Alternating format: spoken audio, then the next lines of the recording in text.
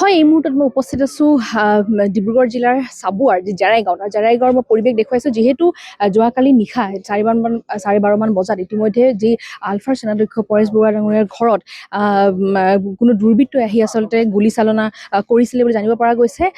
কিন্তু পুৱাৰ ভাগত এয়া আমি দৃশ্য দেখুৱাইছোঁ, যিহেতু জাৰাইগাঁৱৰ বাসগৃহত এনেদৰে আৰক্ষী আহি উপস্থিত হৈছে আৰু সমগ্ৰ যি ঘটনা তেওঁলোকে তদন্ত কৰিছে। আমি দেখুৱাইছোঁ নিউজ 18 দৰ্শকক, যিহেতু যোৱা নিশাৰ ঘটনা 12:30 বজাত কোনো দুৰ্বৃত্তই আহি আচলতে 2 জাইল গুলী চলোৱা বুলি জানিব পৰা গৈছে বাসগৃহলৈ লক্ষ্য কৰি। কিন্তু তাৰপিছত তেওঁলোকে যিহেতু এই স্থানৰ পৰা যিহেতু পলায়ন কৰে, যাৰ বাবে দেখা পোৱা গৈছে ইতিমধ্যে ডিব্ৰুগড় জিলাৰ যি আৰক্ষী প্ৰশাসনৰ ফালৰ পৰা লোক আহি উপস্থিত হৈছে আৰু যি তেওঁলোকে প্ৰতিটো দিশ চোৱা চিতা কৰিছে আচলতে কোনে এই ঘটনা সংঘটিত কৰিছে বা কেনেদৰে কৰি তেওঁলোকে পলায়ন কৰিলে, সেয়া সমগ্ৰ যি ঘটনা সেয়াও তদন্তত আছে। আৰু সমগ্ৰ বিষয়টো আচলতে বৰ্তমান আৰক্ষীৰ যি তদন্তকাৰী দল আহিছে তেওঁলোকে কিন্তু জানিবলৈ যত্ন কৰিব। আৰু এই মুহূৰ্তত আমি দেখুৱাইছোঁ বাসগৃহ, হয়তো কিছু সময় পিছত আমি সকলো ঘটনা হয়তো আমাৰ পোহৰলৈ আহিব আচলতে কেনেদৰে ঘটনা সংঘটিত হ'ল। যিহেতু নিশা 12 বজাৰ ঘটনা আৰু 12 বজাৰ হোৱাৰ লগে লগে যিহেতু এই ঘটনা সংঘটিত হৈছিলে। আৰু আমি দেখুৱাইছোঁ যি আলফাৰ সেনাধ্যক্ষ পৰেশ বৰুৱা ডাঙৰীয়াৰ ঘৰৰ পৰা এই দৃশ্য, যিহেতু আমি ঘৰৰ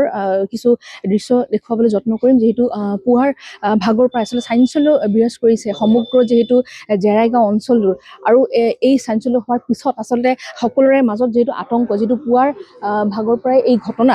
আৰু মই কিছু কথা যিটো এই যি ঘৰত থকা যি লোক, তেওঁৰ যিটো ভাতৃ, তেওঁৰ পৰা আমি কিছু কথা জানিবলৈ যত্ন কৰিম। যিহেতু আমাৰ সৈতে তেওঁ উপস্থিত আছে আৰু কেনেদৰে হ'ল আমি প্ৰতিটো দিশ আমি জানিবলৈ যত্ন কৰিম এই মুহূৰ্তত।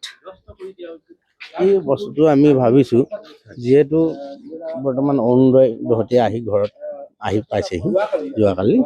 তাৰপিছত তেখেতকো এনেকুৱা ভয় ভাগি আমাৰ ৱাইদকো ঘৰখনক ভিত্তি কৰি তেখেতো যাতে ওলাই আহে, তেনেকুৱা এটা মানে এইটো ভাবিও পাৰে প্ৰেছাৰ এটা। মইতো সেইটোৱে ভাবোঁ। আৰু নিশা কালি কেইটা বজাত ঘটনাটো হৈছিলে? 12:15। আপোনালোকে ঘৰতে আছে? মই শুই আছিলোঁ, টোপনি গ'লোঁ।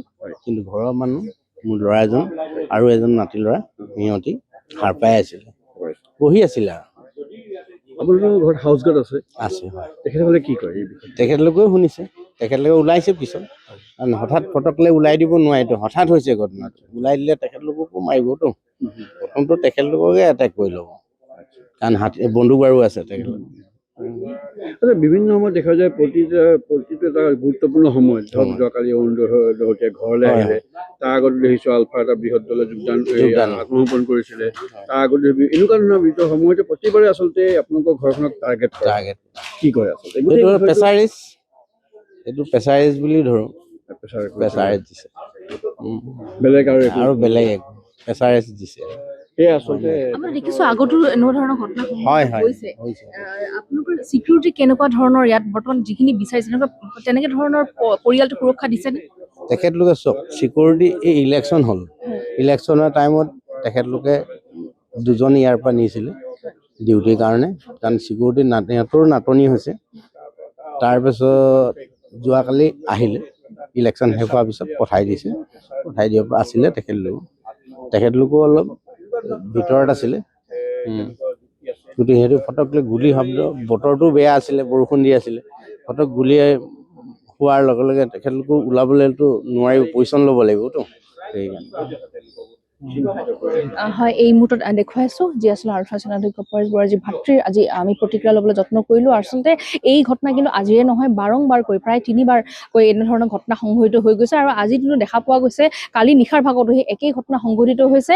আৰু এই মুহূৰ্তত দেখা পোৱা গৈছে যি চাবুৱাৰ আছে জাৰাইগাঁৱত সকলোৰে মাজত যিহেতু আতংকৰ সৃষ্টি হৈছে, লগতে কিন্তু ইতিমধ্যে এই যি অঞ্চল জুৰি বৰ্তমান কিন্তু সকলোৰে মাজতে উত্তেজনা বিৰাজ কৰিছে। যিহেতু নিশাৰ ভাগত ঘটনা আৰু কোন দুৰ্বৃত্ত আচলতে এনেধৰণৰ ঘটনা সংঘটিত কৰিছে সেয়া কিন্তু এতিয়ালৈকে জানিব পৰা যোৱা নাই। যিহেতু আৰক্ষীৰ এটা দল আহি উপস্থিত হৈছে ডিব্ৰুগড়ৰ পৰা, তেওঁলোকে গোটেই যি আছিলে চোৱা চিতা কৰা যি তদন্ত বৰ্তমান কৰি আছে আৰু প্ৰতিটো প্ৰক্ৰিয়া আৰম্ভ কৰিছে। আৰু ওচৰে পাছৰে যি আছিলে লোক সকলোকে বৰ্তমান পুছতাছ কৰিব। আৰু এই মুহূৰ্তত আমি দেখুৱাইছোঁ চাবুৱাৰ যিটো জাৰাইগাঁৱৰ পৰিৱেশ। আপুনি বিচৰা বাতৰি পাব কেৱল নিউজ 18 এপত।